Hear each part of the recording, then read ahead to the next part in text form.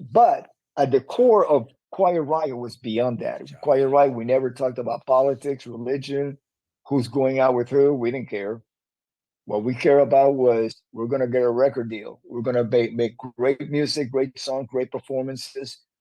And we had the goods. We had Randy Rhodes, who is a rock and roll Hall of Famer, by himself, not even a band, you That's the know. end goal, man. So That's the end goal. yeah, I mean, what a wonderful role model he was without even trying. He was just all I had to do was just watch him and I go, wow, okay, this is the way to do it, you know. So that consciousness, when I joined Ozzy, there was Randy. Now Randy's at a higher level of consciousness now. Now he's in a global playing in front of thousands with a two soon to become iconic records that he composed and performed on Blizzard of Oz and Diary of a Madman. So it's a whole different level of Randy. And then he passed away.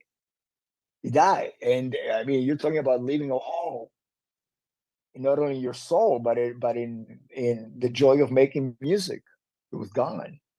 Yeah. So That's I a real knew that I legacy. had to move on. Yeah, I knew that I had to move on from Ozzy. And when I got the phone call a few months after Randy passed away to come in to record as a tribute to Randy one song for a possible record that turned out to be Metal Hell, recording the song Thunderbird, which I used to play with Kevin in his band Dubrow between the Randy Rhodes Quiet Riot era, Quiet Riot, and the Mental Health era of the band.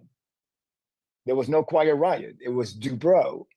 And I used to play that song with him in Dubrow, and I used to live with Kevin right up to the day that I joined Ozzy. So I went in there to pay tribute to Randy, and then there was Frankie Benelli, like I mentioned before. We had been playing up until a time, trying to get in the studio and struggling to stay in rhythm section for 10 years. And finally I'm in the studio with Frankie recording. And then there's Kevin, who I have this whole history with him, with Randy in Quiet Riot and into Bro and living with him. And that brought back the joy of making music all over again. That purpose, that collective consciousness was there again. And so to honor Randy, and if you look at the back of Metal Health, it's dedicated to him. You know, who knew it was going to be number one record? We didn't know. We just knew that we're making this record and we're dedicating this record to the memory of our bandmate, That's Randy amazing, man. Rhodes. You know, Yeah. if- you know. So I did exactly the same thing. I left one of the, at that time, I left one of the biggest bands in the world, Ozzy Osborne, to join the Complete Unknown, just because it was going to bring joy to my life as a musician, on stage and be back with people that we share the same musical integrity, collective consciousness. Well, And coming back now again home, it's the same thing. oh yeah. I'm home again to that same collective consciousness.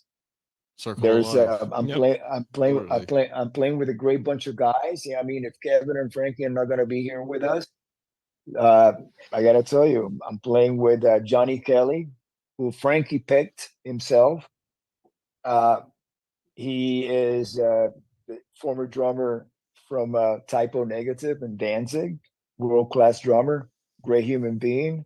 Jizzy Pearl with his band Love Hate, that Kevin was a fan of, and and Frankie picked Jizzy, to join the band, and Alex Grossi, who has been in the band for over 20 years now, he was groomed and picked by Kevin to come in and be the guitar player, the third guitar player in Quiet Riot. So I I got a great group of brothers, Quiet Riot brothers, to go up on stage every single night and celebrate the legacy and the memory You guys, of Quiet Riot. we're gonna need a part